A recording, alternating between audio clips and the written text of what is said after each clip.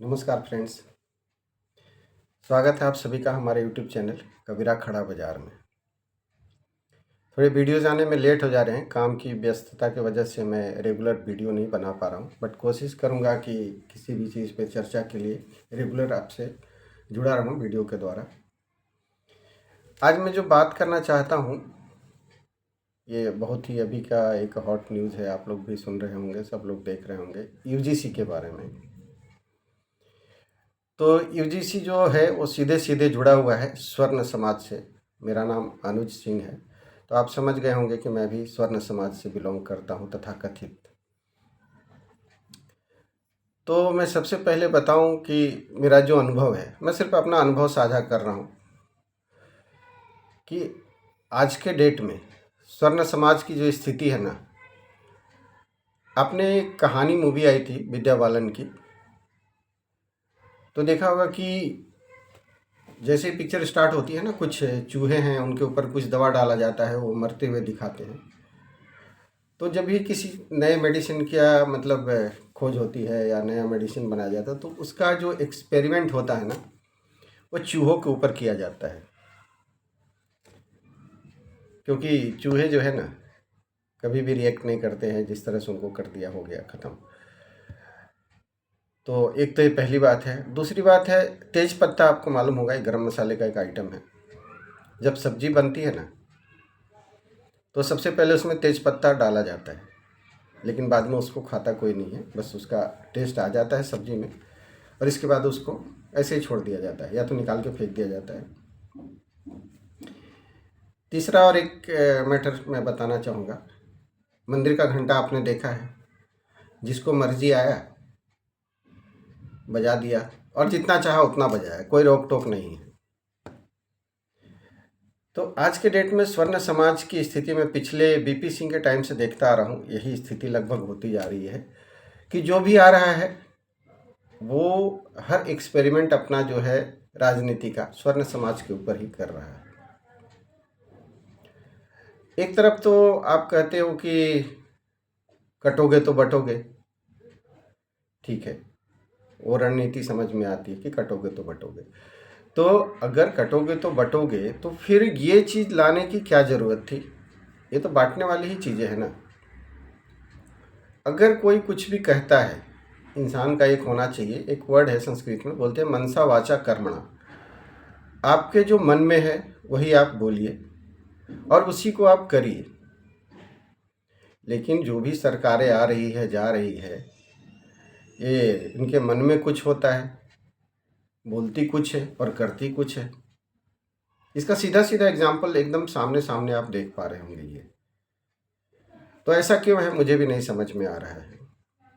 क्या जितने भी तथाकथित स्वर्ण समाज है, नाम के ही स्वर्ण है, बाकी कोई सोना वोना है नहीं उनके पास में। जो था उनके बाप दादा ने देश बनने के टाइम पे सारे रियासत दे दिए, हैंड ओवर कर दिए हैं, और करके लगता है कुछ गलती किया उन लोगों ने। तभी आज जो उनके मीन्स ये लोग हैं, उनको आप इतना तकलीफ दे रहे हो। तो ये स्थिति क्यों और कैसे हो जा रही है, सरकारें क्यों ऐसा कर रही है, मुझे समझ में नहीं आ रहा है। क्या स्वर्ण समाज हमेशा से, और जितने भी स्वर्ण समाज के लोग हैं तथाकथित, जिनको लोग स्वर्ण समाज बोलते हैं, क्या सबके सब अमीर हैं? आप चाहे गाँवों में देख लीजिए, शहरों में देख लीजिए, अच्छे अच्छे ऊंची जाति के लोग छोटे छोटे काम कर रहे हैं, और वो काम करने में किसी भी तरह के शर्म नहीं महसूस कर रहे हैं। क्या सरकार ने उनको कुछ ऐसा दे के रखा है जिसकी वजह से स्वर्ण समाज के पास बहुत सारा धन दौलत है? कि मतलब अब बाकी जो भी लोग हैं, मैं किसी का नाम नहीं लूँगा, कि कोई अगर आप एक इंजीनियर चाहिए किसी भी कंपनी में, तो एक जो 90% वाला है वो काम का नहीं है, लेकिन रिजर्वेशन की वजह से दूसरा जो है वो 60% वाला आपके काम का हो जाएगा। तो सरकार ऐसा क्यों कर रही है, मुझे समझ में नहीं आ रहा है। हम लोग कोई पॉलिटिशियन तो है नहीं कि हम बहुत कुछ बात कर पाएँ इस विषय से रिलेटेड। मेरे मन में जो था मैंने बता दिया। अब स्वर्ण समाज को खुद ही सोचना है कि वो अपना तय करे दिशा, कि किस तरफ जाना है, किसके साथ जाना है, कैसे रहना है। हमेशा से जो भी अभी सरकार है, स्वर्ण समाज किसी भी स्टेट का हो, साउथ, नॉर्थ, ईस्ट, वेस्ट, हर जगह में है। स्वर्ण समाज जिनको आप कह रहे हैं, सरकार जिनको स्वर्ण समाज मानती है, तो हर स्टेट में है ना। तो थोड़ा सा एक बार आप, जैसे अभी किसी स्टेट में एक जातीय जनगणना करवाई गई थी, तो इसी तरह से आप एक जनगणना ये भी तो करवाइए ना कि किसके पास कितने पैसे हैं, कौन कितने, मतलब क्या उसकी क्षमता है।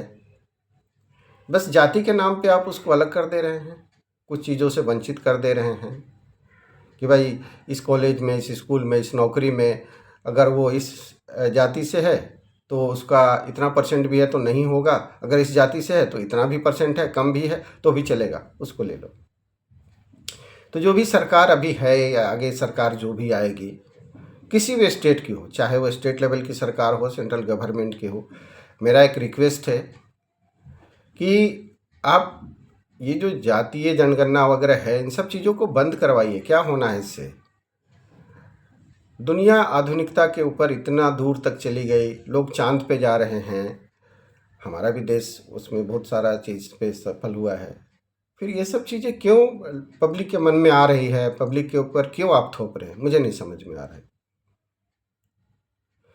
तो मेरा बस इतना ही था, मेरा विचार था ये खुद का पर्सनल, जो मैं आप लोगों के साथ में शेयर कर रहा हूँ।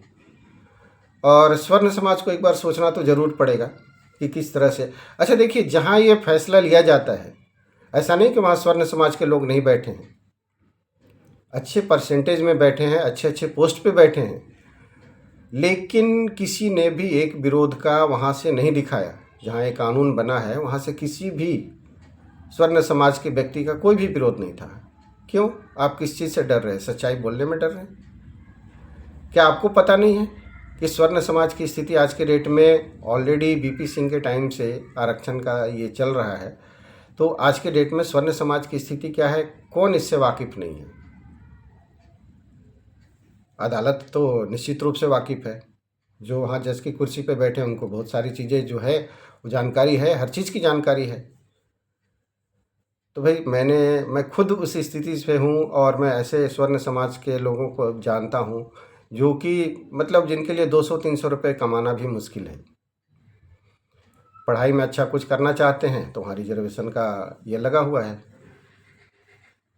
तो खैर जो भी है, सरकार तो अपनी तरफ से सोचे ही, और स्वर्ण समाज को भी बार बार मैं एक ही बात बोलूँगा कि आप ज़रूर सोचिए कि किस तरह से, चाहे वो ऊपर बैठे लोग हों, राजनीति में हों या राजनीति से बाहर हों, ये जो चीज़, ये मुद्दा आया, ये तो कभी भी उठेगा, इन फ्यूचर भी उठेगा।